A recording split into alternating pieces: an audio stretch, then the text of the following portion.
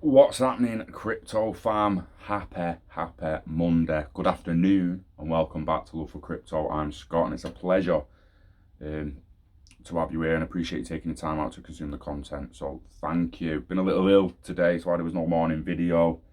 Took me a while to compose myself, to be perfectly honest. But we're here now and we're going to do it. I want to talk about the Triffin's dilemma being the key to understanding crypto success. It is the key to understanding the evolution of currency away from the Bretton Woods and floating inflation system that we've seen in the last 100 years. Now, I don't believe it's going back to a gold standard. Gold standard will be their own assets, their own digital assets. They won't be the bridge assets.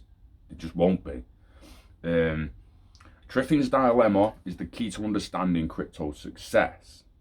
Yeah. Convenience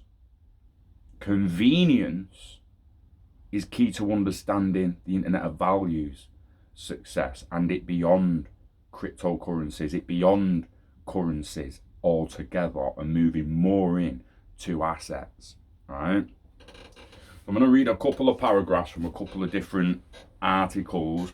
All 4 articles are going to be in the description for you to chase up, do your own little bit of research and all that. So for anyone who doesn't know what the Triffin's dilemma is, and I'll cover that a little bit first, and then look at why there's a need for a bridge asset in between it. Anywhere these articles say Bitcoin, you can either replace that with XRP or multifunctional bridge assets, multifunctional digital assets. Call it what you want, the bridge assets, as in XRP. It ain't Bitcoin. Can't do it, or at least it can't at the moment. It needs some updating and upgrading, I'd say. So although the United States Federal Reserve note carries with it many advantages for conducting commerce and serving as a world reserve currency, its makeup is not void of imperfections. One of the main shortcomings of the US dollar is the Triffin's dilemma. Now again, I want to point out here, it's not just the US dollar. It is any currency held as a reserve, and any, especially the main reserve currency. If you know anything about reserve currencies, it's not just the US dollar, there's actually a basket of them. And they would all be subject to it. It's just the big dog, which is the petrodollar. Look into the petrodollar and how other countries have to actually buy it before they buy other commodities, which would suggest that the commodities are not going to become the bridge. Right? So the Triffin's dilemma is a problem which arises when countries must manage both short-term domestic and long-term international economic objectives. Such a dilemma can lead to trade deficits when a country must also satisfy international demand of its currency. Where the dollar falls victim to the Triffin's dilemma, however, the stateless characteristics of Bitcoin may hold promise to solve this international monetary flaw and provide a backbone for a more independent global economy. Now again, I said Bitcoin, it means bridge assets, supranational currencies. You know, remember with the supranational currencies, that's what we're looking at to solve this problem. The Triffin's dilemma itself, the economist Robert Triffin first brought to light an international monetary issue involving a nation holding reserve currency status and the impact such a role would have on domestic trade deficits. It came to a head in 2009, right? So he basically laid the road out. He said this is going to happen in the end. Keep using your bridge your reserve currencies like this as fiat currencies, and this is going to happen in the end. And it did in 2009, which led to a call for action of a different kind of currency. So such a currency arrangement is usually cited to articulate the problems with the role of the dollar as the reserve currency under the Bretton Woods system. The countries issuing a reserve currency which foreign nations would wish to hold must be willing to supply extra money stock to fulfill the global demand. Thus, an arrangement would inevitably lead to operating a trade deficit. In March 2009, in the midst of the recent Great Recession, which was caused by said dilemmas, as well as debt and all the rest of it, the People's Bank of China Governor Zhao Jianjun, that's not how I say his name, it's just how my head said it, voiced his displeasure of the current makeup of the world reserve currency.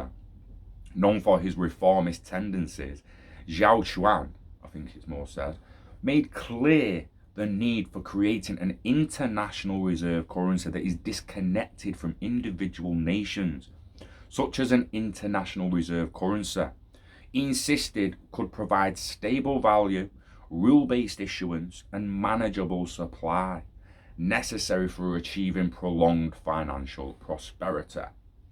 His proposal went largely unheard as economists were not clear if the International Monetary Fund's special drawing rights had the global adoption to take over the dollar. No solutions have since been proposed. I think this article is 2015. It is possible such a disconnected international reserve currency has been in circulation since 2009. Is it possible that Bitcoin could actually act as domestic disconnected money supply and therefore solve the Triffin's dilemma? In my opinion, no, because it can't scale and is not fast enough. We need an instant or almost instant settlement coin, and Bitcoin isn't that. So John Nash's opinions on the Triffin's dilemma. The late mathematician John Nash, whom some believe to be the contributor to the invention of Bitcoin, was also an advocate of the monetary reform in order to solve the Triffin's dilemma. The desirable goal in Nash's mind was to create an international reserve instrument capable of operating independent of individual nation states while remaining stable in the long run, severing deficiencies found in credit-based money. Such a money supply would be able to provide a national savings outlet while operating with an autonomous global manner within an obsessive focus on cryptography and ideal money. The introduction of Bitcoin is covered with the fingerprints of John Nash. That's extremely interesting. I mean, is there a chance he could be one of the Satoshi men? Can Bitcoin solve the Triffin's dilemma? Can bridge assets? Can multifunctional bridging digital assets solve the problem? Yeah, is basically what it means. And if you're a regular watcher of the channel, you kind of understand what that means. The Triffin's dilemma, where countries issuing reserve currencies attempt to simultaneously manage national savings levels with necessary international liquidity, continues to act as a barrier to economic growth. However, could it be that the introduction of bridge assets brings forth a viable solution to the Triffin's dilemma? If we assume that the prerequisites for a currency capable of solving the Triffin's dilemma were to provide the following, it may be possible to argue that Bitcoin is the perfect fit. I would add a fourth one onto this. It says stable value as number one, rule-based issuance as number two, and a managing supply schedule as number three. But it has to be fast settlement as number four. Convenience comes into that later on. Got to be a fast settlement. A recent analysis of the price volatility of Bitcoin, Eduardo estimates that the stability of Bitcoin could match that of the euro within 15 years, largely a product of an increasing number of active users. The Federal Reserve Board of Washington also estimates that the user base of Bitcoin is doubling roughly every 8 months. Rule-based issuance is perhaps the most interesting aspect of the Bitcoin economy. Here we have a paradigm shift in the management of monetary policy. Where central banking and human decision-making are the catalyst for monetary policy in the 20th century, that role is now filled by algorithmic time-bound issuance within cryptocurrency, a computerized function on the issuance of money that has the potential to provide a sound basis for monetary policy because it is magnitudes more capable of adjusting to changing externalities. My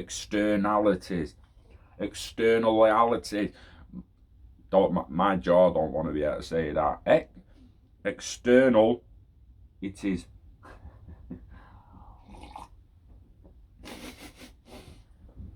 Such as the Bitcoin mining hash power index. Extremely interesting. He starts winding down on actually being Bitcoin there, but I don't believe the Bitcoin's not the answer. Bitcoin is not the answer. Now we've got another article, Solving the Triffin Dilemma, Can Cryptocurrency End Inflation? Written by Ivan Kuo, co-founder of Fragments Inc. The global economy is in the midst of a crisis, first outlined by economist Robert Triffin. The aptly named Triffin Dilemma posits that the economy, as we know it, is no longer sustainable due to a surplus of what's known as a reserve currency, or a currency that's being held by international actors as an adequate store of value. For years, reserve currency has been sold to countries suffering from rampant market volatility in an effort to stabilise their economy. And while beneficial in the short term, these transactions have led to a major consequence: inflation.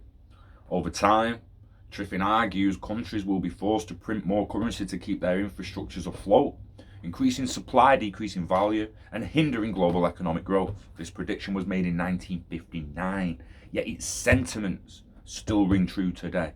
Ring true. Ring true. It's happening, mate.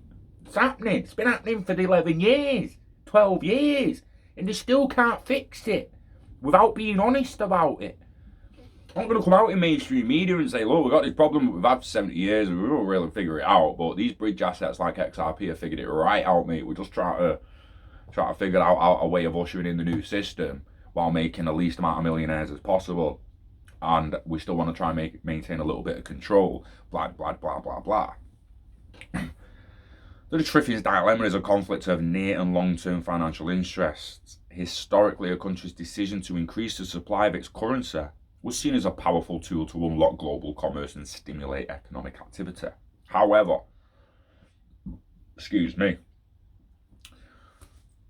don't come back. I had chronic heartburn last night. I was waking up at like 3 in the morning, 4 in the morning, chronic heartburn, and then, yeah, no one needs too much info. Right, however, as more countries embarked on this endeavour, the short-term gains associated with buying or selling reserve currency quickly manifested into long-term inflation. And their people, especially those living in developing economies, ultimately suffered as a result. And it's clear that if we continue down this road, something will have to give. Interestingly enough, decentralised cryptocurrencies have the potential to offer a myriad of solutions to this problem, addressing many of the conditions of the Triffin's dilemma by fostering the disintermediation of the global economy. At its core, cryptocurrency serves two primary functions in this regard. First and foremost, it opens a door for universal accessibility, allowing individuals to spend cryptocurrency regardless of location or jurisdiction. Citizens living in Venezuela, for example, could conceivably use cryptocurrencies to purchase goods and services as an alternative to their national currency, the Bolivar, which has undergone a 40,000% price increase by 2018 alone.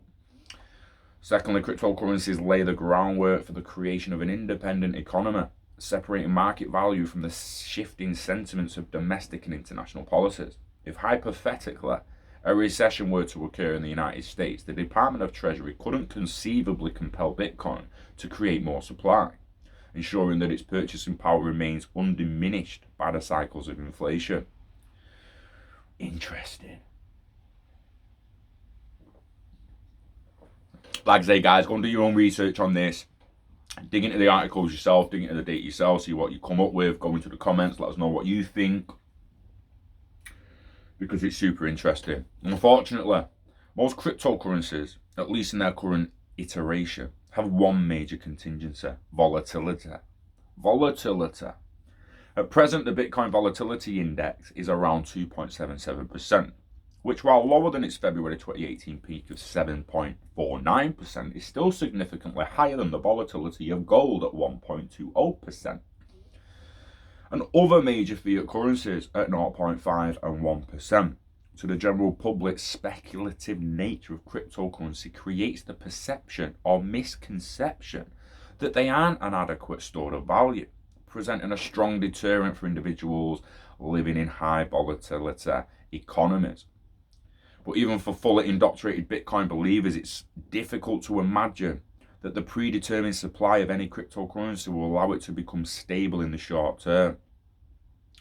An answer could come in the form of stable coins, which are cryptocurrencies that are pegged to the value of a fixed fiat. Counterparts like the euro or the US dollar, if the price rises above or below a predetermined margin of error, mechanisms are put into place to correct the imbalance. Should they be saying stable coins? Should they be saying what stable coin mean to Jimmy down the street if say something stable? Well, it's a stable coin, that. Would he think the same thing as if you said to him it's a peg coin? If you say to someone there's a stable coin there, and he's like, oh really, what's its value? And you go pound, then it's stable at a pound, but is it actually pegged to the pound? If they said, we've got a peg token here, we've got a peg currency, you're like, what's it pegged to? The pound. Well, you know it's always a pound, or pretty much thereabouts.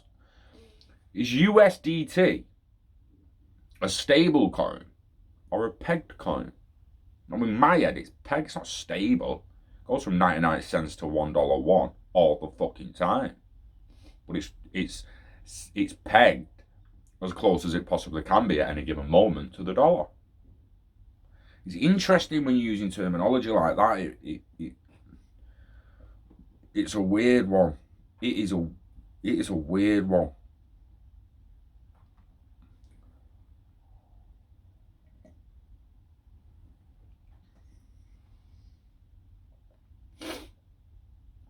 So Investopia have one. It's how the Triffin's dilemma affects currencies. Robert Triffin's dollar prediction in October 59, a Yale professor sat in front of Congress, Joint Economic Committee, and calmly announced that the Bretton Woods system was doomed. The dollar could not survive as the world's reserve currency without requiring the United States to run ever-growing deficits. This dismal scientist was Belgian-born Robert Triffin. And he was right. The Bretton Woods system collapsed in 71, and today the dollar's role in the reserve currency has the United States running the largest current account deficit in the world. For much of the 20th century, the US dollar was the currency of choice. Central banks and investors alike bought dollars to hold as foreign exchange reserves with good reason. The US had a stable political climate. Stable. I mean, it doesn't shrink. I mean, it doesn't grow. But it's stable, predictable, slow growth. Do you know what I mean? It's a weird term to use that. I say it all the time, nothing's stable. The sun's fucking hydrogen fusion's not stable, mate.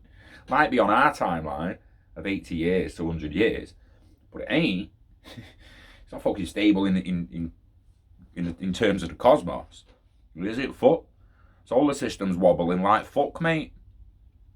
It's like one of them spinner things in Inception. It's fucking like that. Having a little wobble. The fucking earth wobbles every 26,000 years. Is it stable? Just because Polaris has been the North Star for the last 10,000 years, whatever it is, that means it's fucking stable? Bullshit. Stable from your perspective. It's a really, really poor choice of words to use that, in my opinion. It just really is.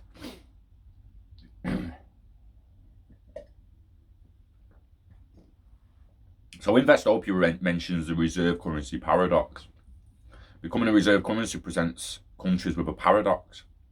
They want the interest-free loan generated by selling currency to foreign governments. And they need to be able to raise capital quickly because of high demand for reserve currency denominated bonds. At the same time, they want to be able to use capital and monetary policy to ensure that domestic industries are competitive in the world market and to make sure that domestic economy is healthy and not running large trade deficits. Unfortunately, both of these ideas, cheap sources of capital and positive trade balances, usually can't happen at the same time. This is the Triffin dilemma. It's... Hang on a minute. Oh, he actually wrote a book, right? So Robert Triffin, an economist, he wrote a book, The Impending Doom of the Bretton Woods System. And in his 60th book, Gold and the Dollar Crisis, the Future of Convertibility. He pointed out that the years of pumping dollars into the world economy through post-war programs such as Marshall Plan was making it increasingly difficult to stick to the gold standard. The country had to achieve this by instilling international confidence through a current account surplus while also having a current account deficit by providing immediate access to gold.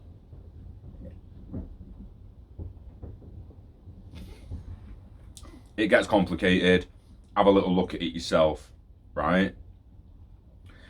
That is the reason cryptocurrencies will be successful beyond normal currencies, because normal currencies and fiat currencies and government national currencies, not international currencies, that's what we need. But national currencies are the problem. They're not the solution. So that is the reason that bridge assets are the future regarding bridging, crossing borders. Said it before, it doesn't end with crossing borders. So the reason it will go one further is the internet of value and convenience. The next generation, when they want to be able to swap any asset with anything else, like, make no mistake, there's going to be a kid in the future that wants to swap his Fortnite skin for something on GTA. And they're going to be expecting join marketplaces through something like Intellectual Protocol, online asset swapping on blockchain. We've said it before, spending the Fortnite skin or something you've won in a game or in a competition and you spend it at Tesco instead of currency. It doesn't mean there's not going to be a protocol in the background that actually flips that asset into the currency that Tesco wants to receive. But it means that you've officially, in your head and from your wallets, you've paid with an asset that's just interoperable with other values. That's the convenience of the internet of value. It's beyond me why people are still fighting it. The only people that really should be fighting it are the bankers if they're not ready to adapt. Blockbuster didn't need to fight Netflix. They just needed to adapt and open their own streaming service, and maybe the dot would still be here. Netflix started sending people DVDs. It was basically the same as Blockbuster, but there was no shop. Blockbuster just needed to adapt. The current bankers just need to adapt. The post office just need. Why did the post office not come out with one of the biggest email accounts in the 90s? And they could have legitimately still facilitated letters between us all because you had a post office email. Now, they likely did, but it wasn't big enough. Didn't get as much people on it. It's the same with the bankers now. If cryptocurrency was to blow up tomorrow to all-time highs and beyond, who gains the most? It's the exchanges who own the pairs. The on-off ramps. The bankers are not going to let that go until they've got a cut of the on-off ramps, and they too are making gains on the fees. When you're talking about making 15,000 new millionaires. There's about 40 millionaires on 40 million millionaires on the planet. Like 40 million people on the planet actually got over 1 million.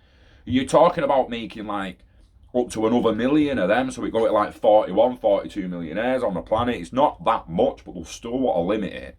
And they want to make off your make. When you're making in these currencies and buying and selling them, they'll be doing the bare minimum they're going to do is take the fees off you.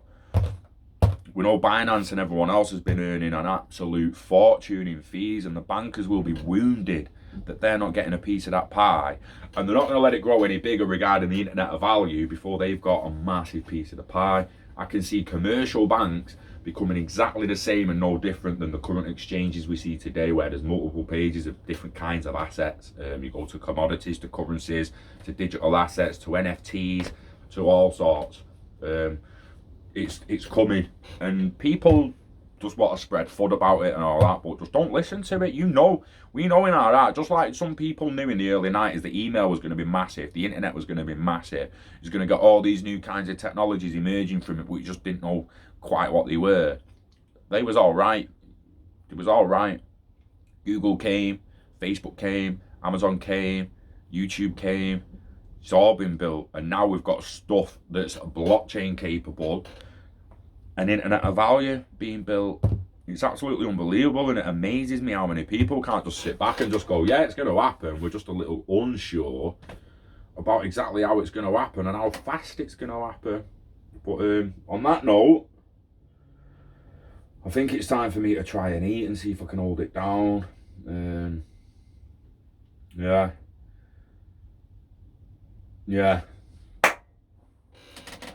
Do your own research, understand the Triffin's dilemma, and you will understand that we need an international or supranational currency as a bridge asset between national currencies. Are we on the same dilemma, guys? We're not getting rid of the paradox and the dilemma. Have a look at it yourself.